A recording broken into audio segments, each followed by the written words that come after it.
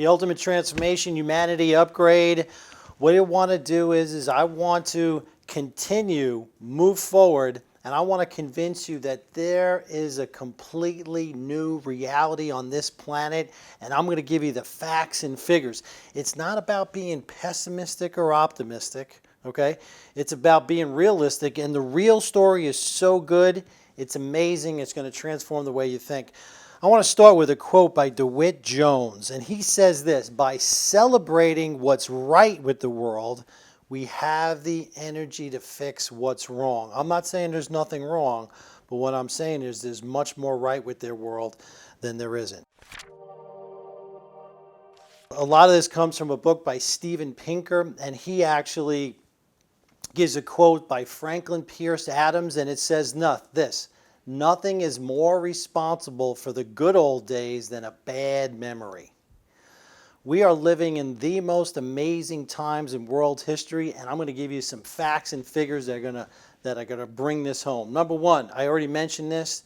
For the greater part of humanity, life expectancy was 30 years. Can you imagine? Okay, can you imagine right now in the top 20 countries in the world, it's over 80. And in Japan, it's almost 84. It's 83.7 years. This is amazing progress. Infant mortality. For the greater part of humanity, 1 out of every 3 children died before the age of 5. Think of the torment and torture that was for people. They didn't love their kids any less back then, okay? Now, it is less than 6% in the poorest countries in the world. You're 76% less likely to die in a car accident over the last 50 years. You're 85% less likely to get killed as a pedestrian. You're 99% less likely to die in a plane crash. Now, it's really an amazing thing. More people are afraid of flying than they are of driving. And why is that? That's because the media focuses on problems. You get all the gory details of every plane crash, and I'm not saying you shouldn't, but what I'm saying is they should also say that flying is the safest mode of transportation on the planet. On the job, 95% less likely to be killed on the job. 89% less likely to die from an act of God. Floods, tornadoes, hurricanes, obviously infrastructure, early warning systems, but this one I can't figure out. You're 97% less likely to be hit by lightning. For the greater part of world history, literacy was 12%. Only 12% of the population could read and write. Now it's flip-flopped. 88% of the population can read and write, and that will go out, that should end soon. Famine. Famine is no longer, it's a human creation because in areas of conflict, there's no longer are there famines in this world other than ones created by human beings. 330,000 people died of malnutrition last year. What's amazing is that some people say 4 million people died of complications of obesity. Almost more than 10 times as many people are dying from overeating than not having enough to eat. And this has to do with like heart disease, stroke, diabetes complications. 3 to 4 million people die from complications of obesity. This is an amazing, amazing statistics. Poverty. I use this in the book, The Ultimate Secret. This is an amazing example. In 1981, 50% of the world's population lived in extreme poverty. By 2010, it was down to 20%, and the third world population grew by 59%. In 2015, it's the first time that figure, extreme poverty, dropped below 10%, and the World Bank, in a study that they commissioned, predict that extreme poverty will be gone by the year 2030. This is amazing, amazing progress. Antibiotics, chlorinated water, vaccines, the green revolution, waste management, septic systems. This has saved billions, not millions, but billions of lives on the planet. Okay, let's look at 1988. There was a little over 70,000 nuclear weapons. As of 2018, there's less than 11,000.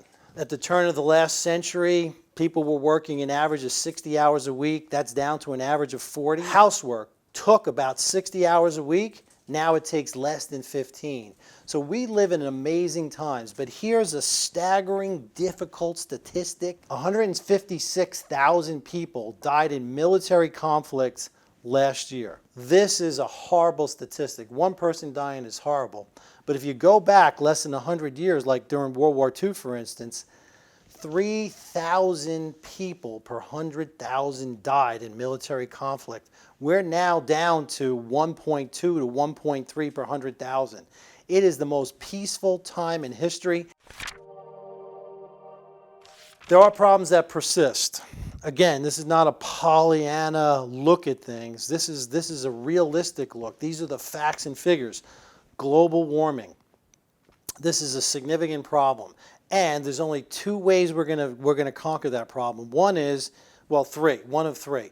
One is dematerialization, consuming less. Number two, nuclear power. It is the only reliable, consistent energy source that is carbon neutral, carbon zero. Number three, some other new technology, some expansive new breakthrough technology. In this, we have the problems of inequality. Gross inequality, but what's important to remember is that the people at the bottom can survive and can survive comfortably. Here's some really staggering statistics. About 783,000 people last year committed suicide. Horrible. There is a significant change in the quality of life of humanity. For the greatest part of humanity, the far greatest part, what we did is we were concerned with survival. And then, okay, we were concerned with salvation. Now, moving forward, what we need to concern ourselves is how do we thrive and how do we be happy?